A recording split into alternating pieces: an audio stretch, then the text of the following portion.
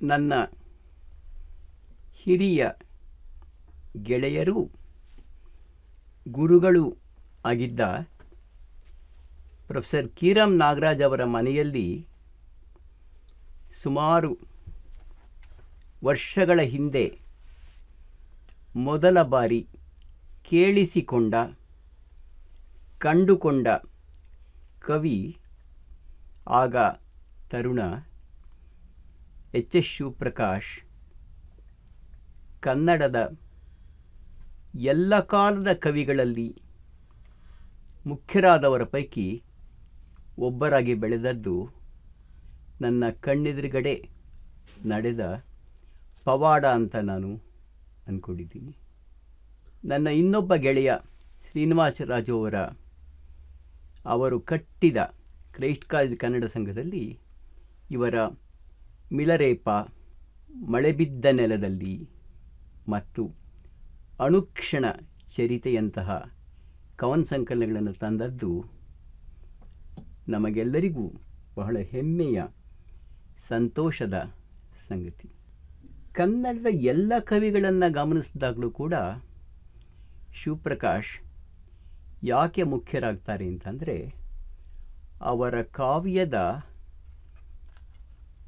ವಸ್ತುವಿನ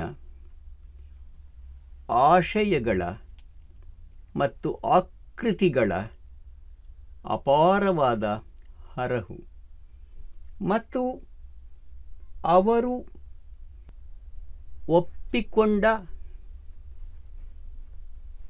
ಆರಿಸಿಕೊಂಡ ತನ್ನ ಬದುಕಿನ ಬೇರೆ ಬೇರೆ ಹಂತಗಳಲ್ಲಿ ಬದಲಾಯಿಸಿಕೊಂಡ ಲೋಕದೃಷ್ಟಿ ಮತ್ತು ಆತ್ಮದೃಷ್ಟಿ, ಲೋಕದರ್ಶನ ಮತ್ತು ಸ್ವದರ್ಶನ, ಹಾಗೆಯೇ ಅಖಿಲ ಭಾರತೀಯವಾದ ನೆಲೆಗಳನ್ನು ಹುಡುಕ್ತಾನೆ ಕನ್ನಡ ಸಂಸ್ಕೃತಿಯೊಳಗಿನ ಒಳನೆಲೆಗಳ ಜೊತೆಯಲ್ಲಿ ಅವುಗಳನ್ನು ಒಟ್ಟಿಗೆ ತರುವ ಪ್ರಯತ್ನ.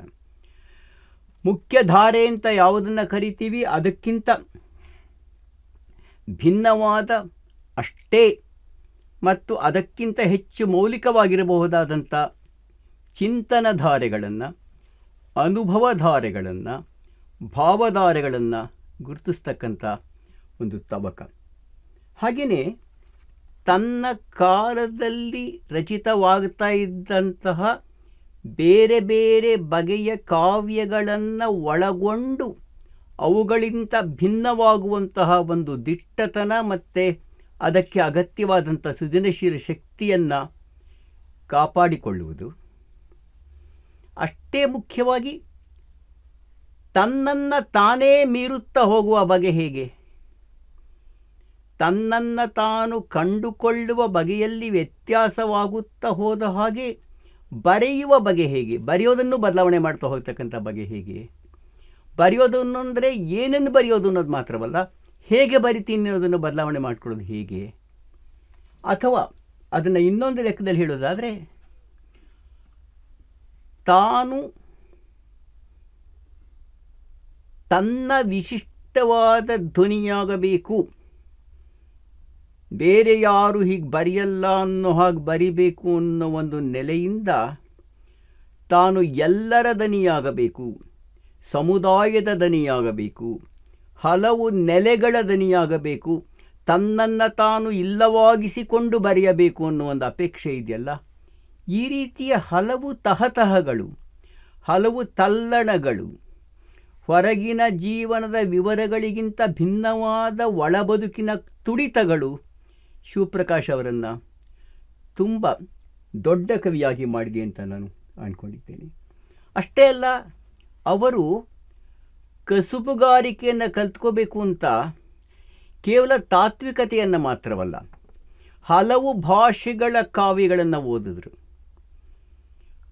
ಅಂದರೆ ಇಂಗ್ಲಿಷ್ ಅಂತ ಭಾಷೆ, ಇಂಗ್ಲಿಷ್ನಲ್ಲಿ ಬರೆದ ಕಾವ್ಯಗಳಿಗಿಂತ ಆಚೆಯ ಪ್ರಪಂಚದ ಭಾರತದ ಬೇರೆ ಬೇರೆ ಭಾಷೆಗಳು ಬರೆದ ಆ ಭಾಷೆಗಳಲ್ಲಿ ಬರೆದ ಕವಿತೆಗೆ ಬಾಗಿಲು ಅನ್ನೋದನ್ನು ಅರ್ಥ ಮಾಡಿಕೊಂಡು ಇಂಗ್ಲೀಷನ್ನು ಬಳಸಿದರೆ ಹೊರತು ಇಂಗ್ಲೀಷನ್ನೇ ಅವಲಂಬಿಸಲಿಲ್ಲ ಅವರು. ಅಷ್ಟೇ ಅಲ್ಲ, ಸಮಕಾಲೀನವಾದ ಆಧುನಿಕತೆಯ ಆಲೋಚನೆಗಳೇನಿದೆ, ಜಾಗತೀಕರಣದ ಆಲೋಚನೆಗಳೇನಿದೆ, ಚರಿತ್ರೆಯ ಒತ್ತಡಗಳೇನಿದೆ, ಪುರಾಣಗಳ ಒತ್ತಡಗಳೇನಿದೆ, ಪುರಾಣಗಳು, ಚರಿತ್ರೆ, ರಾಜಕೀಯ ಎಲ್ಲವೂ ಕೂಡ ಹತ್ತಿಕ್ಕಿದ ಧ್ವನಿಗಳು ಯಾವುದು, ಮೇಲೆ ತಂದಂಥ ಧ್ವನಿಗಳು ಯಾವುದು, ಇವೆಲ್ಲದರ ಹಿಂದೆ ಇರತಕ್ಕಂಥ ಪ್ರೀತಿ ಯಾವುದು, ಕ್ರೌರ್ಯ ಯಾವುದು, ಇದನ್ನು ಗುರ್ಸೋದೆಲ್ಲ ಒಂದು. ಗುರ್ಸಿದ್ದನ್ನು ಅತ್ಯಂತ ತೀವ್ರವಾದ, ಇಲ್ಲಪ್ಪ ಇದು ಕವಿ ಬರೀತಿರೋ ಪದ್ಯ ಅಲ್ಲ, ಇದು ನಾನೇ ಹೇಳ್ಕೊಳ್ತಾ ಇರೋ ಪದ್ಯ, ನಂದೇ ಪದ್ಯ ಅಂತ ಓದುಗನಿಗೆ ಅನಿಸೋ ಹಾಗೆ ಬರೆಯೋದಿದೆಯಲ್ಲ, ಅದು ಶಿವಪ್ರಕಾಶ್ ಅವರ ಸಾಧನೆ ಅಂತ ನಾನು ಅಂದ್ಕೊಂಡಿದ್ದೇನೆ. ನಂದೇ ಅಂದರೆ ಏನು, ನಂದೇ ಕವಿತೆ ಏನು, ನನಗೆ ಗೊತ್ತಿಲ್ಲದೆ ಇತ್ತು, ನನ್ನಲ್ಲಿ ಇತ್ತು ನಂಗೆ ಗೊತ್ತಿರಲಿಲ್ವಲ್ಲ ಅನ್ನೋ ಹಾಗೆ. ಕಾವ್ಯದ ಸಲಕರಣೆಗಳನ್ನು ಒಳಗೊಳ್ಳುವ, ಬೆಳೆಸ್ತಾ ಹೋಗುವ, ಬದಲಾಯಿಸ್ತಾ ಹೋಗ್ತಕ್ಕಂಥ ಗುಣ, ಇವೆಲ್ಲವೂ ಕೂಡ ಗೆಳೆಯ ಶಿವಪ್ರಕಾಶ್ ಅವರ ಕಾವ್ಯವನ್ನು ಬಹಳ ಕನ್ನಡದ ಒಟ್ಟು ಅದ್ಭುತಗಳಲ್ಲಿ ಒಂದಾಗಿ ಮಾಡಿದೆ ಅಂತ ನಾನು ಅಂದ್ಕೊಂಡಿದ್ದೇನೆ. ಈ ದಾರಿಯಲ್ಲಿ ಶಿಖರಗಳಿರಬಹುದು, ಸಮತಲಗಳಿರಬಹುದು.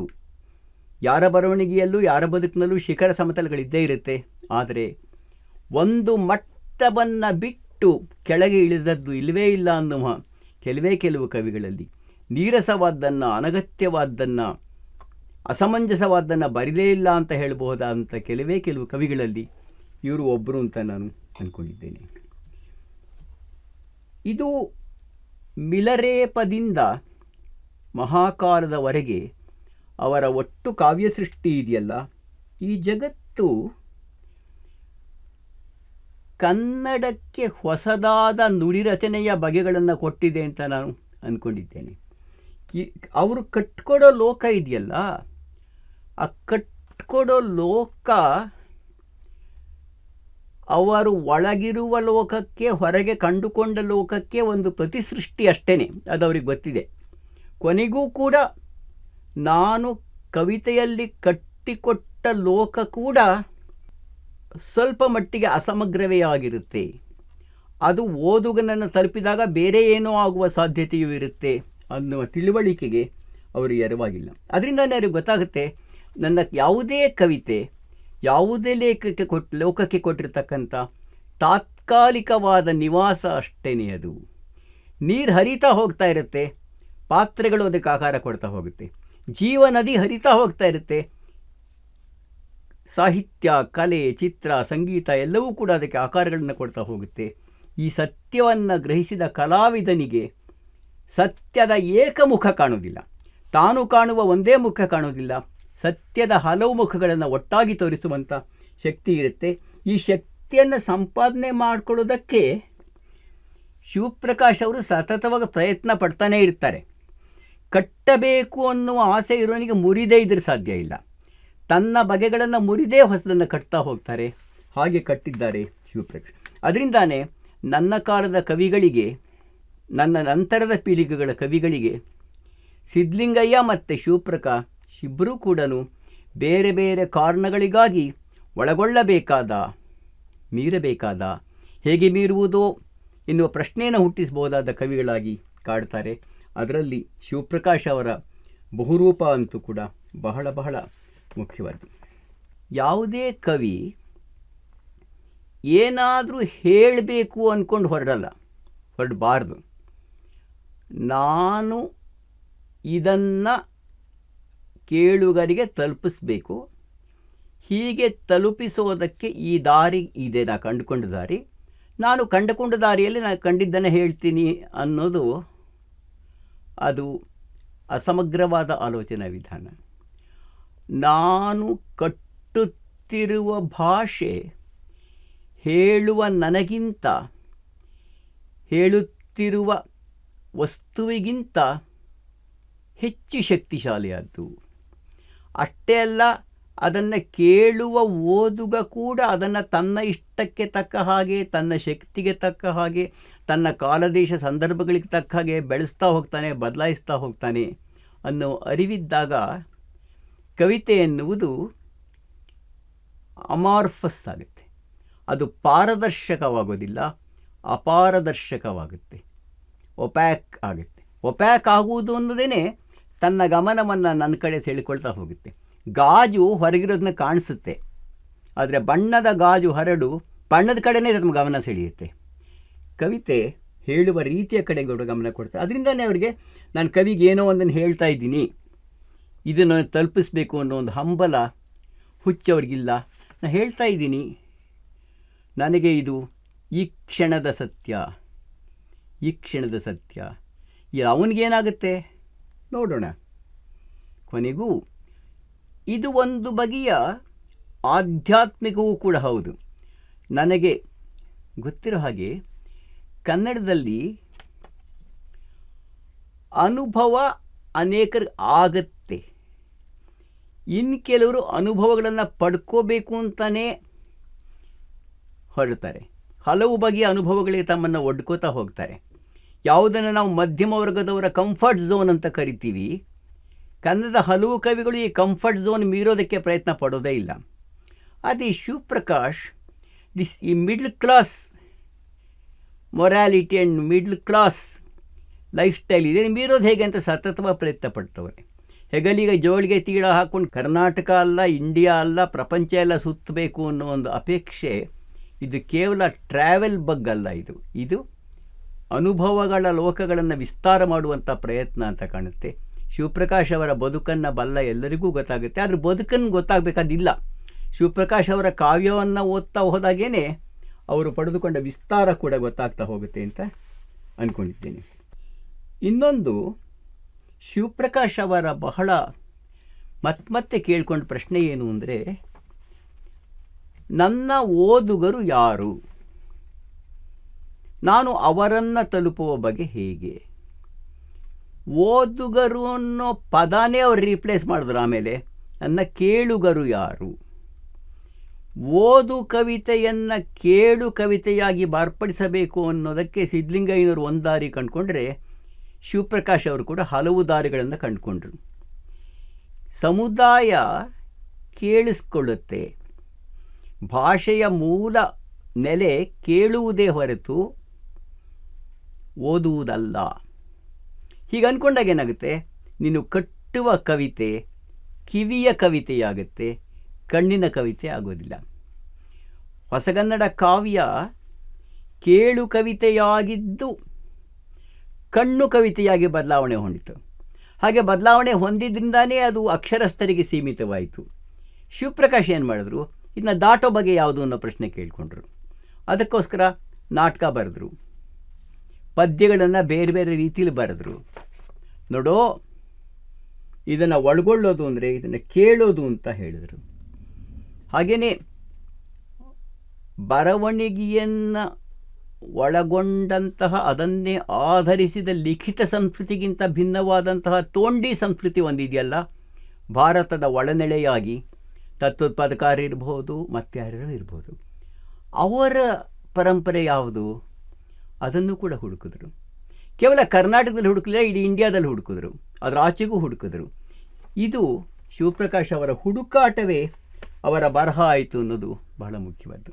ನನಗೆ ಅಷ್ಟೇ ಮುಖ್ಯವಾದ್ದು, ಅಥವಾ ಅವರ ಪ್ರಯಾಣದ ಒಂದು ನಿಲ್ದಾಣದಲ್ಲಿ ಬಹಳ ಮುಖ್ಯವಾದ್ದು, ಈಗಲೂ ಅನೇಕ ತಾವು ಮುಖ್ಯ ಅಂತ ಅಂದ್ಕೊಳ್ಳೋ ಪದ್ಯಗಳು ಮುಖ್ಯವಾದ ಪದ್ಯಗಳೇನೆ. ಅವರು ಚರಿತ್ರೆ, ಪುರಾಣ ಮತ್ತು ಸಮಕಾಲೀನಗಳನ್ನು ಒಂದು ರಾಜಕೀಯ ದೃಷ್ಟಿಯ ಹಿನ್ನೆಲೆಯಲ್ಲಿ, ಜನಪರವಾದ ದೃಷ್ಟಿಯ ಹಿನ್ನೆಲೆಯಲ್ಲಿ ನೋಡಿದ ಬಗೆ. ಅದರಿಂದನೇ ಏನಾಗುತ್ತೆ, ಅವ್ರಿಗೆ ಪುರಾಣವನ್ನು ಪ್ರಸ್ತುತಗೊಳಿಸುವ ಬಗೆ ಹೇಗೆ, ಚರಿತ್ರೆಯನ್ನು ಪ್ರಸ್ತುತಗೊಳಿಸುವ ಬಗೆ ಹೇಗೆ, ಲೆಜೆಂಡ್ಗಳನ್ನು ಇವತ್ತಿಗೆ ಮುಖ್ಯವಾಗಿಸುವ ಬಗೆ ಹೇಗೆ, ಅಷ್ಟೇ ಅಲ್ಲ ಇವತ್ತು ನಡೀತಿರೋದನ್ನು ಇವತ್ತೇ ಮುಖ್ಯವಾಗಿಸೋ ಬಗೆ ಹೇಗೆ. ಅದರಿಂದನೇ ಅವರು ಸಿಂಗಿರಾಜ ಸಂಪಾದನೆಯನ್ನೂ ಬರಿಬಲ್ಲರು, ಸಮಗಾರ ಭೀಮವನನ್ನೂ ಬರಿಬಲ್ಲರು, ಬಗ್ದಾದ್ ಒಂದು ಪ್ರಾರ್ಥನೆಯನ್ನೂ ಬರಿಬಲ್ಲರು. ಇದೆಲ್ಲವನ್ನು ಕೂಡ ಒಂದೇ ಸಂಕಲನದಲ್ಲಿ ಬರಿಬಲ್ಲರು. ಆಮ್ರಪಾಲಿಯೂ ಅವರ ಕಥಾವಸ್ತುವೆ, ವಾಸವದತ್ತ ಅವರ ಕವಿತೆಯ ವಸ್ತುವೆ. ಈ ರೀತಿಯ ಆಯ್ಕೆ ಇದೆಯಲ್ಲ, ಎಲ್ಲಿಂದನೋ ತಗೊಂಡು ಇವತ್ತಿಗೆ ಪ್ರಸ್ತುತವಾಗಿಸುವ ಒಂದು ಶಕ್ತಿ ಇದೆಯಲ್ಲ, ಇದು ಕನ್ನಡದ ಬಹುಪಾಲು ಕವಿಗಳು ಕಂಡುಕೊಳ್ಳದ ಆಕಾರಗಳು ಅಂತ ನಾನು ಅಂದ್ಕೊಂಡಿದ್ದೇನೆ. ಈ ಕಂಡುಕೊಂಡ ಆಕಾರಗಳಲ್ಲಿ ಎಲ್ಲರಿಗೂ ಗೊತ್ತಿರದ ಬುದ್ಧನ ಕಥೆಯನ್ನು, ಅದು ನಾನು ಒಂದು ರೀತಿಯಲ್ಲಿ ಅವರೇ ಮತ್ತೆ ಹೇಳ್ಕೊಳ್ಳೋ ಹಾಗೆ ಅದೊಂದು ಬಗೆಯ ಅವೈದಿಕವಾದ ಹುಡುಕಾಟ, ಆರ್ಯ ಅಲ್ಲದ ದ್ರಾವಿಡ ಸಂಸ್ಕೃತಿಯ ನೆಲೆಗಳ ಹುಡುಕಾಟ, ಶಿಷ್ಟ ಅಲ್ಲದ ಜಾನಪದ ಸಂಸ್ಕೃತಿಗಳ ಹುಡುಕಾಟ, ಮತ್ತು ಇದೆಲ್ಲವನ್ನು ಕೂಡ ತನ್ನ ಕಾಲಕ್ಕೆ ಪ್ರಸ್ತುತವಾದ ರಾಜಕೀಯದಲ್ಲಿ ತಾನು ಮಾಡಿಕೊಂಡಂಥ ಆಯ್ಕೆಯಿಂದ ಹುಟ್ಟಿದಂಥ ಕವಿತೆ ಇದು. ಬಗ್ದಾದೊಂದು ಪ್ರಾರ್ಥನೆ ಬಂಡವಾಳಶಾಹಿಗೋ ಜಾಗತೀಕರಣಕ್ಕೋ ಅದು ನಂತರದ ಕವಿತೆಗಳು ಜಾಗತೀಕರಣದ ಬಗ್ಗೆನೂ ಕೇಳ್ಕೊಳ್ತಾ ಹೋಗುತ್ತೆ. ಮಬ್ಬುಜಾರದ ಕಣಿವೆಯಾಸಿ ಇಂಥ ಕವಿತೆಗಳು ಬರ್ತಾ ಹೋಗುತ್ತೆ. ಸಮಕಾಲೀನಕ್ಕೆ ಸ್ಪಂದಿಸುವ ಬಗೆಯಾಗಿ ಯಾವೆಲ್ಲ ಪ್ರಾಚೀನ ಆಕಾರಗಳನ್ನು ಅನ್ಯ ಆಕಾರಗಳನ್ನು ಬಳಸ್ಕೊಳ್ಬಹುದು ಅನ್ನೋದನ್ನು ಕುರಿತು ಶಿವಪ್ರಕಾಶಷ್ಟು ವ್ಯಾಪಕವಾಗಿ ಇವೆಲ್ಲವನ್ನು ಬಳಸಿಕೊಂಡ ಇನ್ನೊಬ್ಬ ಕವಿ ಕನ್ನಡದಲ್ಲಿ ಇದ್ದಾಳೆ ಅಂತ ನಾನು ಅಂದ್ಕೊಂಡಿಲ್ಲ. ಮುಂದೆ ಬರುವ ಪ್ರಶ್ನೆ ಬೇರೆ, ಆದರೆ ಇವತ್ತಿನ ಒಟ್ಟು ಕನ್ನಡ ಕಾವ್ಯನ ನೋಡಿದಾಗ ಈ ತೀರ್ಮಾನಕ್ಕೆ ಬರುವುದು ಅನಿವಾರ್ಯವಾಗುತ್ತೆ ಅಂತ ಕಾಣುತ್ತೆ. ಹಾಗೆಯೇ ನಾವು ಮುಖ್ಯ ಅಂದುಕೊಂಡಂತಹ ಒಟ್ಟು ಚಳುವಳಿಯಲ್ಲೂ ಇರಬಹುದಾದ ಒಳದನಿಗಳು ಯಾವುದು, ವಿರೋಧಗಳು ಯಾವುದು, ಇದನ್ನು ಅವರು ಕವಿತೆಯಲ್ಲೂ ಹುಡುಕಿದ್ರು, ನಾಟಕದಲ್ಲೂ ಹುಡುಕಿದ್ರು. ಮರುಳುಶಂಕರ ದೇವ ಅಥವಾ ಸಮಗಾರ ಭೀಮವ್ವ ಅಥವಾ ಅಷ್ಟೇ ಮುಖ್ಯವಾಗಿ ನಿರ್ಲಕ್ಷಿತರಾದ ಕೆಳವರ್ಗದ ವಚನಕಾರರ ಆಳಲು ಪಡಿಪಾಟಲುಗಳನ್ನು ಹೇಳುವಂಥ ಮಹಾಚೈತ್ರದಂತಹ ನಾಟಕ, ಇವೆಲ್ಲವೂ ಕೂಡ ಈ ರೀತಿ ಮುಖ್ಯ ಅನಿಸಿಕೊಂಡ ಧಾರೆಯಲ್ಲಿಯೂ ಮುಖ್ಯವಾದ ಧಾರೆಯಲ್ಲಿಯೂ ಅಮುಖ್ಯವಾಗೋದು ಯಾವುದು, ಹತ್ತಿಕ್ಕಲಾಗುವ ದನಿಗಳಾವುದು, ಅದು ಹೆಣ್ಣಿನ ದನಿಯೇ, ದಲಿತರ ದನಿಯೇ, ಇನ್ಯಾವುದೋ ಒಂದು ರೀತಿ ದನಿಯೇ, ಯಾವ ದನಿ ಅದು, ಯಾಕೆ ಹಾಗಾಗುತ್ತೆ? ಈ ಪ್ರಶ್ನೆಗಳೆಲ್ಲ ಕೇವಲ ಕವಿತೆಯ ಒಂದು ಚಪಲಕ್ಕೆ ಹುಟ್ಟಿರೋದಲ್ಲ, ಒಟ್ಟು ಬದುಕಿನ ಬಗ್ಗೆ ಇರತಕ್ಕಂಥ ವಿಸ್ತಾರವಾದ ಕಾಳಜಿಯಿಂದ ಹುಟ್ಕೊಂಡಿರೋದು ಅಂತ ನಮಗೆಲ್ಲ ಸ್ಪಷ್ಟವಾಗಿ ಗೊತ್ತಿದೆ ಅಂತ ಕಾಣುತ್ತೆ. ಅದರಿಂದನೇ ನಾಟಕ ಬರೆದಾಗ ಶಿವಪ್ರಕಾಶ್ಗೆ ಮಾದಾರಿ ಮಾದಯ್ಯನ ಬಗ್ಗೆ ಬರೆಯೋಕ್ಕೆ ಸಾಧ್ಯ ಆಯಿತು, ಮಂಟೇಸ್ವಾಮಿ ಕಥಾ ಪ್ರಸಂಗ ಬರೆಯೋದಕ್ಕೆ ಸಾಧ್ಯ ಆಯಿತು, ಕನ್ನಗಿ ಕೋವಲರ ಬಗ್ಗೆ ಬರೆಯೋದಕ್ಕೆ ಸಾಧ್ಯ ಆಯಿತು. ಇದೆಲ್ಲ ಅಥವಾ ಲಾರ್ಕಾನ ಬ್ಲಡ್ ವೆಡ್ಡಿಂಗ್ ಅಂತ ನಾಟಕನ ಬರೆಸ್ಕೊಂಡು ಇನ್ನೇನೋ ಬರೆಯೋದಕ್ಕೆ ಸಾಧ್ಯ ಆಗ್ತಾಯಿತ್ತು. ಹೀಗೆ ಭಿನ್ನ ಧ್ವನಿಗಳ ಹುಡುಕಾಟ ಮತ್ತು ಭಿನ್ನ ಧ್ವನಿಗಳ ಗುರುತಿಸುವಿಕೆ ಇದೆಯಲ್ಲ, ಅದು ಶಿವಪ್ರಕಾಶ್ ಅವರನ್ನು ಕನ್ನಡದ ಅಷ್ಟೇ ಅಲ್ಲ ಒಟ್ಟು ಭಾರತದ ಮುಖ್ಯ ಕವಿಗಳಲ್ಲಾಗಿ ಒಬ್ಬರನ್ನ ಮಾಡುತ್ತೆ ಅನ್ನೋದ್ರ ಬಗ್ಗೆ ನನಗಂತೂ ಹೆಚ್ಚಿನ ಅನುಮಾನ ಇಲ್ಲ. ಈ ಮುಖ್ಯ ಅಮುಖ್ಯ ಅನ್ನೋ ಪ್ರಶ್ನೆ ಅಲ್ಲ ಮುಖ್ಯವಾದ್ದು. ನಿಜವಾಗ್ಲೂ ಕೂಡ ಈ ಒಟ್ಟು ಕವಿತೆ ಇದೆಯಲ್ಲ, ಕವಿ ಇಲ್ಲವಾದ ಮೇಲೂ ಉಳಿಯೋ ಕವಿತೆ ಇದೆಯಲ್ಲ, ಇದು ಕವಿತೆ ಬದುಕನ್ನು ಹೇಗೆ ಕಟ್ಕೊಡುತ್ತೆ, ಸಂಸ್ಕೃತಿಯನ್ನು ಹೇಗೆ ಕಟ್ಕೊಡುತ್ತೆ, ರಾಜಕೀಯವನ್ನು ಹೇಗೆ ಕಟ್ಕೊಡುತ್ತೆ ಅನ್ನೋದನ್ನು ಕೇಳಿಕೊಂಡ್ರೆ ಶಿವಪ್ರಕಾಶರ ಒಟ್ಟು ಬರವಣಿಗೆ ಇದನ್ನು ಮಾಡ್ತಾ ಹೋಗುತ್ತೆ. ಇನ್ನೊಂದು ಅಷ್ಟೇ ಮುಖ್ಯವಾದ ಸಂಗತಿ ಅಂತಂದರೆ, ಶಿವಪ್ರಕಾಶರ ಎಲ್ಲ ಕವಿತೆಗಳ ಎಲ್ಲ ಬರವಣಿಗೆ ಹಿಂದೆ ಇರತಕ್ಕಂಥ ಒಂದು ತೀವ್ರವಾದ ನೋವು, ಅಸಮಾಧಾನ, ಅತೃಪ್ತಿ. ಇದು ಲೋಕದ ಬಗೆಗಿನ ಅತೃಪ್ತಿ ಮಾತ್ರವಲ್ಲ, ಸ್ವಂತ ತನ್ನ ಬಗೆಗಿನ ಅತೃಪ್ತಿಯೂ ಹೌದು. ಒಂದು ಬಗೆಯ ಮನುಷ್ಯ ಸಹಜವಾದಂಥ ತಾತ್ವಿಕವಾದ ಅತೃಪ್ತಿ ಕೂಡ ಹೌದು ಅಂತ ಕಾಣುತ್ತೆ. ಈ ಚಡಪಡಿಕೆ ಯಾವುದನ್ನು ನಾವು ರೆಸ್ಟ್ಲೆಸ್ನೆಸ್ ಅಂತ ಕರಿತೀವಿ, ಅದು ಸ್ವಂತದ ನೋವು ಹೌದು, ಸಮುದಾಯದ ನೋವು ಹೌದು, ಓದುಗರ ನೋವು ಕೂಡ ಮಾಡೋದಕ್ಕೆ ಅವರ ಬರವಣಿಗೆ ಖಂಡಿತವಾಗಿ ಪ್ರಯತ್ನ ಪಟ್ಟಿದೆ. ಅಲ್ಲದೆ ಅವರು ಕನ್ನಡವನ್ನು ಬಳಸುವ ಬಗೆಯೂ ಹಾಗೇನೆ ಲಯ ವಿನ್ಯಾಸಗಳನ್ನು ಕಂಡುಕೊಂಡರು. ಛಂದಸ್ಸಿನಾಚೆಗೆ, ಅರ್ಥದಾಚೆಗೆ, ಗೇಯತೆಯ ಆಚೆಗೆ ಇರುವ ಕನ್ನಡ ಯಾವ ಥರದ್ದು, ಅವೆಲ್ಲವನ್ನು ಇಟ್ಟುಕೊಂಡು ಇಲ್ಲವಾಗುವ ಕನ್ನಡ ಯಾವ ಥರದ್ದು. ಅವರು ಭಾಷೆಯನ್ನು ಎವೊಕೇಟಿವ್ ಆಗಿ ಬಳಸೋದು ಅಂತೀವಲ್ಲ, ಭಾವ ಪ್ರಚೋದಕವಾಗಿ ಬಳಸೋದು ಅಂತಲ್ಲ. ಅದರಲ್ಲಿ ಸಮಗಾರ ಭೀಮವಾದಂಥ ಕವಿತೆ, ಅದರ ಆರ್ಥತೆ ಇದೆಯಲ್ಲ, ಅದರ ಭಾವ ಸೃಷ್ಟಿಯ ಶಕ್ತಿ ಇದೆಯಲ್ಲ, ಅದು ಖಂಡಿತವಾಗಲೂ ಅಸಮಾನವಾದದ್ದು. ನಾನು ಆಗಲೇ ಹೇಳಿದ ಹಾಗೆ ಅವರ ನಾಟಕ ರಚನೆ ದ್ರಾವಿಡ ಸಂಸ್ಕೃತಿಯನ್ನು ತೆರೆದುಕೊಟ್ಟ ಬಗೆ, ಕಂಬಾರರ ಚಕೋರಿ ಮತ್ತು ಅವರ ಕಾದಂಬರಿಗಳನ್ನು ಹೊರತಾಗಿ ದ್ರಾವಿಡ ಸಂಸ್ಕೃತಿ ತನ್ನನ್ನು ತೆರೆದುಕೊಂಡ ಬಗೆ ಬೇಂದ್ರೆ ಭಾಷೆಯಲ್ಲಿ ಸ್ವಲ್ಪ ಮಟ್ಟಿಗೆ ಸಾಧ್ಯ ಆಯಿತು, ಆಶಯಗಳ ನೆಲೆಯಲ್ಲ. ಆದರೆ ಶಿವಪ್ರಕಾಶ್ ಅವರ ಹಲವು ಬರವಣಿಗೆ ಈ ರೀತಿಯ ದ್ರಾವಿಡದ ಆಶಯಗಳನ್ನು ತೆರೆದುಕೊಟ್ಟ ಬಗೆ ಅವರನ್ನು ಬಹಳ ಮುಖ್ಯವಾಗಿ ಮಾಡುತ್ತೆ. ಅಲ್ಲದೆ ಅವರು ಮಾಡಿರ್ತಕ್ಕಂಥ ಅನುವಾದಗಳು, ಅನುವಾದ ಅಂತ ಕರೆಯೋದೇ ಇಲ್ಲ, ಅವರನ್ನು ಮರುರೂಪ ಅಂತ ಕರೀತಾರೆ. ಯಾಕೆಂದರೆ ಅನುವಾದಕ ಮಾಡುವುದು ಭಾಷಾಂತರವಲ್ಲ, ಅದು ಹೊಸ ಸೃಷ್ಟಿ, ಅದು ತನ್ನ ಅನುವಾದ ಆಗ್ತಾ ಇರ್ತಕ್ಕಂಥ ಭಾಷೆಗೆ ಕೊಟ್ಟ ಕಾಣಿಕೆ ಅನ್ನೋದ್ರ ಬಗ್ಗೆ ಅವರಿಗೆ ಖಚಿತವಾದ ನಂಬಿಕೆ ಇದೆ.